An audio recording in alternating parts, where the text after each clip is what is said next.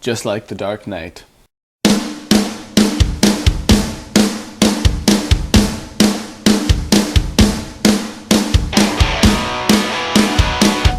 The Wind Rises was directed by Hayao Miyazaki.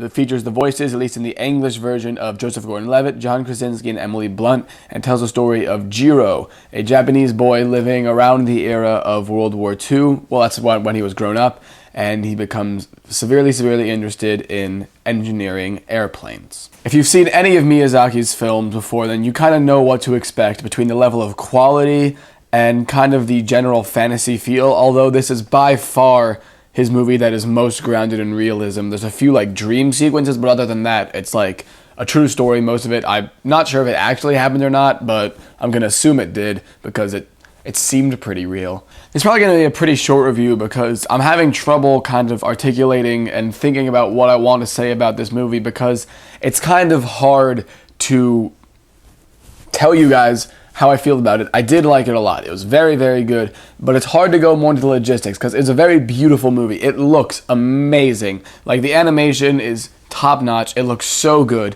And between the story, it just unfolds very slowly. Like, there are a few dull moments, and obviously they're going to be in a drama kind of like this, but it unfolded at a good pace. It was interesting, and there was a lot of real emotion there, and that's why it worked in the end. The voice acting was very good. It is an English dub, so you might be kind of weirded out because the words don't match the mouth movements, but it doesn't really matter. You pretty much block that out after a few minutes because you know that it was originally in Japanese. Just Gordon-Levitt, John Krasinski, Emily Blunt, Martin Short, they all do very good jobs. They're funny, but good traces of emotion in there too. This isn't a mainstream movie. Miyazaki's movies rarely are. The one that's most popular by far is Spirited Away, which is an amazing movie, but it's kind of just this low-key, very low-key movie. It doesn't take itself as seriously.